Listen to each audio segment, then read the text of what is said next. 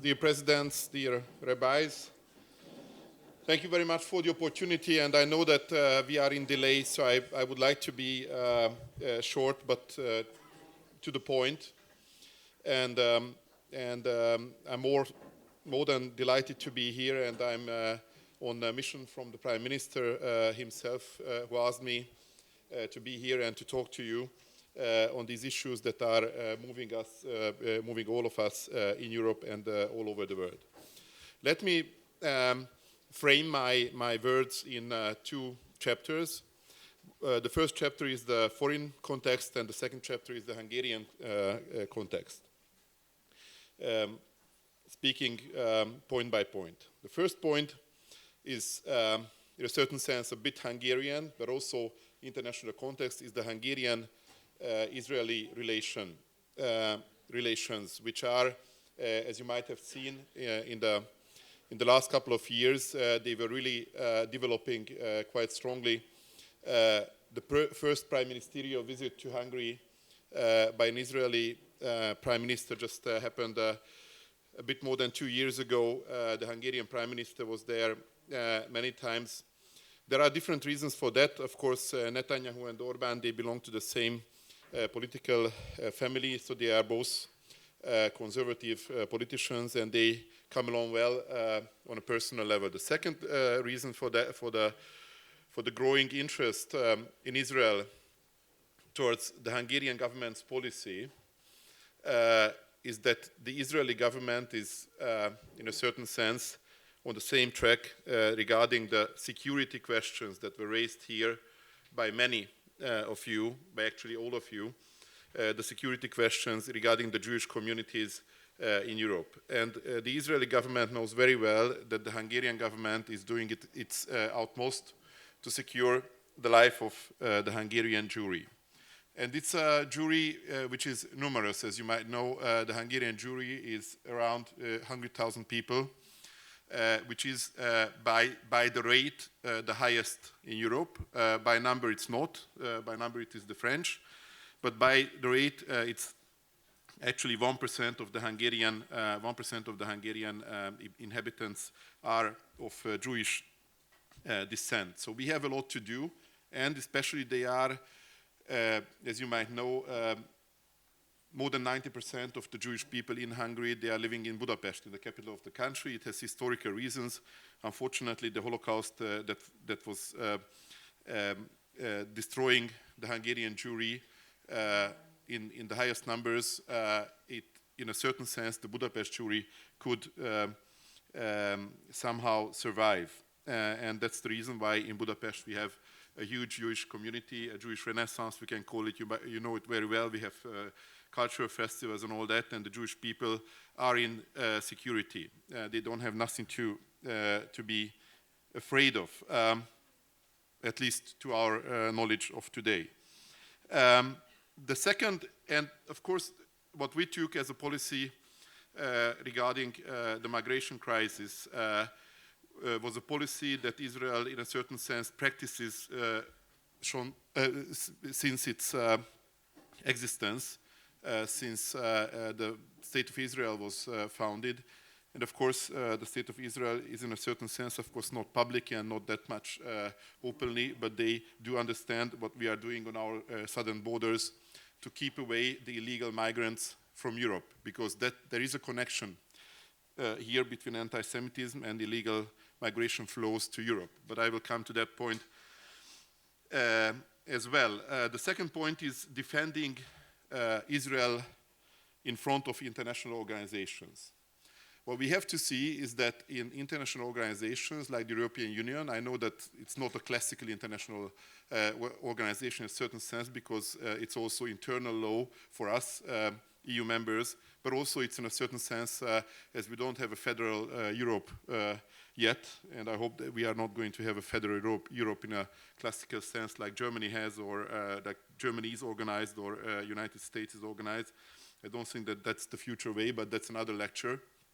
In the EU, you might probably know that there are resolutions here and there where the majority of the European countries would like to condemn Israel for its so-called apartheid or any other policies in the holy country. And we are the ones, basically, in the majority, and sometimes the Czech Republic, who are vetoing that. And as you know, these resolutions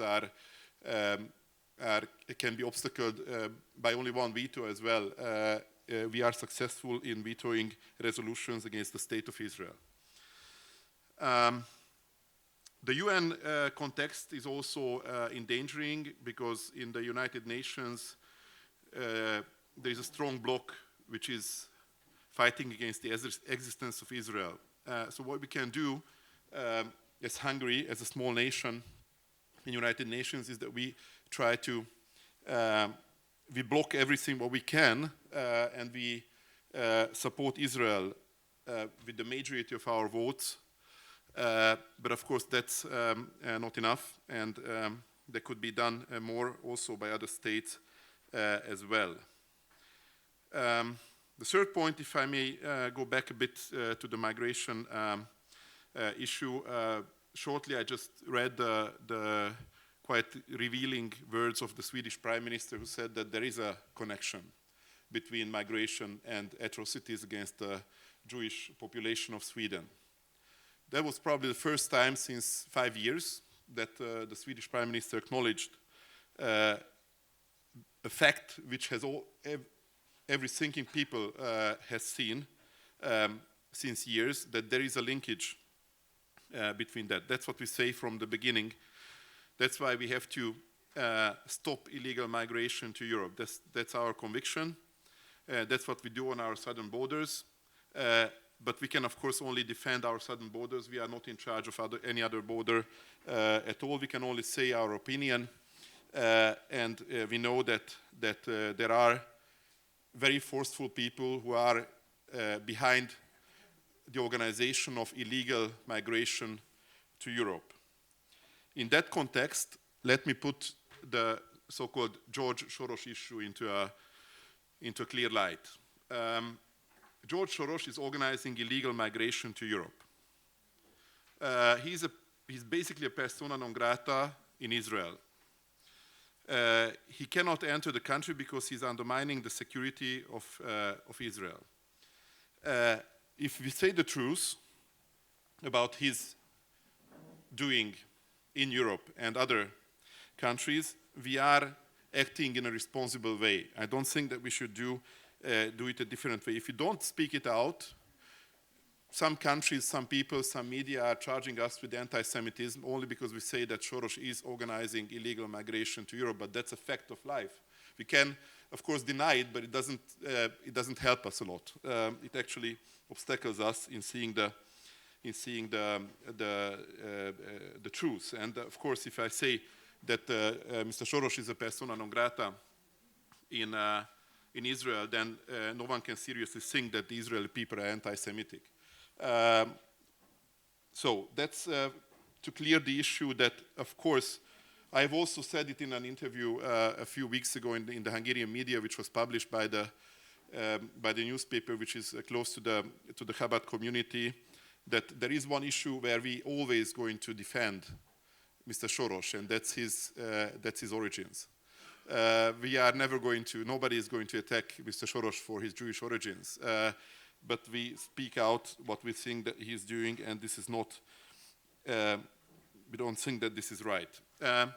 Another point is, I think the fifth point, is what also has been mentioned, especially by Mr. Carr, the anti-Semitic notions in the world, in the left political sphere. It exists. Look at, I do not want to name anybody, but it exists there, of course, in the right-wing political sphere, in the far right-wing political sphere too. But here in the left wing, and it's not so far left wing, in our opinion, or in my opinion, sometimes we can think that there is a chase for the votes of the migrants who came in, I don't know, 30, 20, 10, or 1 or 2 years ago. And that's not very healthy if we regard the future of Europe and the security of the Jewish people in European countries. Now, a few words on the Hungarian situation. We have the Action and Protection League. represented here by Mr. Szalay, who is bearing the same name as I do, but we are not relatives, but good friends. And this Action and Protection League is monitoring anti-Semitism in Hungary and also elsewhere. We have numbers that indicate that the situation is not getting better in Western Europe. There is in certain countries, in the bigger Western countries, a rise of anti-Semitism around 20%. In Hungary, the tendency goes down. We have a shrinkage of 12% on anti-Semitic hate speech or atrocities or anything like that. We had it's a Vienna date from the Fundamental Rights Agency. We had the last year, I think, 3 atrocities against Jewish people in Hungary. That's not to be mistaken, 3 times more than we need, and 3 times more that is acceptable, but still not in the number of thousands. Now, one word, and then I will then I will shortly finish, because I know that lunchtime is approaching, and I do not want to be that long. I think I owe this conference, and I owe the European Jewish Association, to mention how do we stand with the red lines of the European Jewish Association, with the 5 red lines that were spoken out, and that were also in my conversation with Rabbi Margolin. We have talked about that.